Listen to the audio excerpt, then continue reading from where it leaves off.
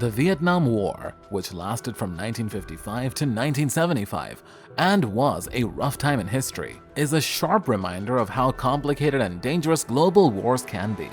During this war, there was a lot of chaos and damage, but one thing stood out: the strategic use of secret tunnels in the Cu Chi area of Vietnam. These tunnels, which are a complicated network of underground passageways, were very important to the way the war turned out. In this video, we will tell you about the history, strategy, and people behind the Cu Chi tunnels. Make sure to subscribe to our channel now and press the bell icon to get regular updates. Let's get started. Before going deep into the Cu Chi caves, it's important to know how they fit into the history of Vietnam. The Vietnam War was a fight between North Vietnam and South Vietnam. North Vietnam was backed by communist countries, while South Vietnam was backed by the US and other anti-communist countries. The Cu Chi mines were near Saigon, which is now called Ho Chi Minh City. This area was important to both sides because it was a strategic hub. The Cu Chi tunnels. Underground warfare during the Vietnam War. During the Vietnam War, the communist guerrilla troops, known as the Viet Cong, used a unique tactic to fight against the better-equipped American and South Vietnamese forces. They built a network of tubes that went for tens of thousands of miles. One of the most complicated networks was under the Cu Chi district, which is northwest of Saigon. The VC troops used these tunnels as a very important way to get around. They gave soldiers a place to live, a way to move goods and messages, and a way to set up traps. The tunnels also made it possible to hit the enemy by surprise. After attacking, the rebel fighters could quickly go back underground to safety. This made it hard for the other side to fight back in a good way. In response to these unusual strategies, the US and South Vietnamese forces created a special group of troops called Tunnel Rats. These people were taught how to use the complicated tube systems. Their main goals were to find booby traps and find out if there were enemy soldiers in the caves. This difficult and dangerous job needed a lot of courage and skill. The Cu Chi caves are now an important part of history.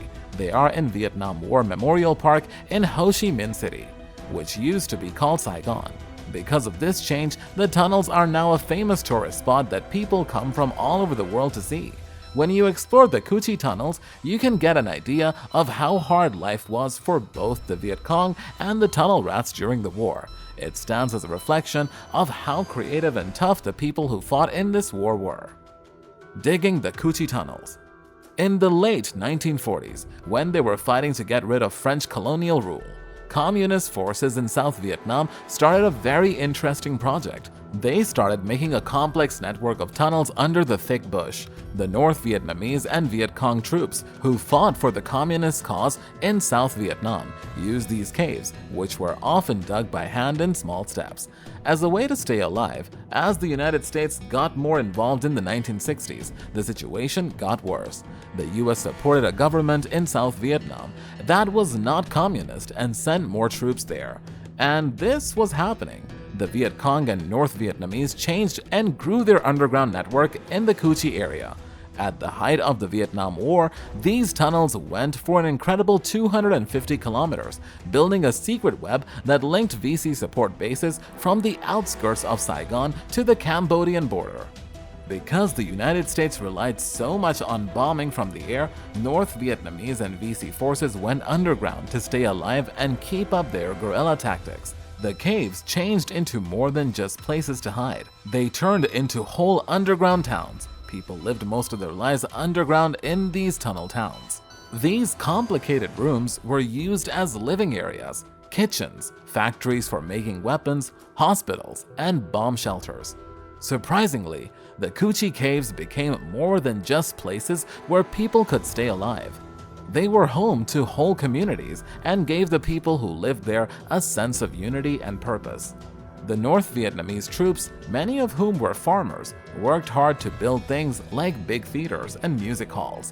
This showed how strong they were. Not only did these places give them something to do, but they also showed their stubbornness, which helped them fight against better prepared opponents. Cu Chi tunnels and underground battlefield tactics. During the Vietnam War, the Cu Chi caves were not only used as underground shelters, but they were also very important for fighting. Near Saigon, these tunnels were not only a starting point for communist strikes, but also a smart way to fight on the battlefield. The Viet Cong forces who were hiding in these tunnels came up with clever ways to kill American and South Vietnamese troops. There were tripwires set up to make grenades go off or let poisonous animals like scorpions and snakes loose on the enemy troops. The US troops came up with a unique way to deal with these unusual strategies. They taught some men, who were usually shorter, how to be tunnel rats. These brave people went into the cramped, poorly lit tunnels and spent hours looking for booby traps and enemy forces hiding in the dark.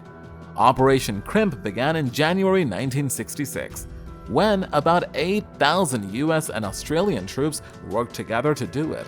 The goal of this big effort was to get rid of everyone in the Cu Chi district. The B-52 bombers dropped powerful explosives on the jungle terrain, and then troops on the ground looked for signs of enemy activity. But most of the communist forces had already gone into the complex network of tunnels, making the action mostly ineffective. About a year later, almost 30,000 American troops took part in Operation Cedar Falls. This action was aimed at the stronghold of the communists in Binh Duong province, which is near the border with Cambodia and known as the Iron Triangle. Intelligence showed that there was a network of enemy tunnels. The approach was to bomb rice fields and the jungle around them and use strong herbicides to kill the plants. After that, tanks and bulldozers from the United States were sent in to clear the caves. Many people, including civilians, had to leave their homes because of the search. Even so, North Vietnamese and VC troops were able to move back into the caves within a few months of the first sweep. During the Tet Offensive in early 1968, they used the network of tunnels as a base for their attack on Saigon. This was a very important move. Tourism in the Cu Chi tunnels. During the Vietnam War, at least 45,000 Vietnamese men and women are thought to have died protecting the Cu Chi tunnels. After Saigon fell in 1975, the Vietnamese government took care of the Cu Chi tunnels and put them in a network of war memorial parks all over the country.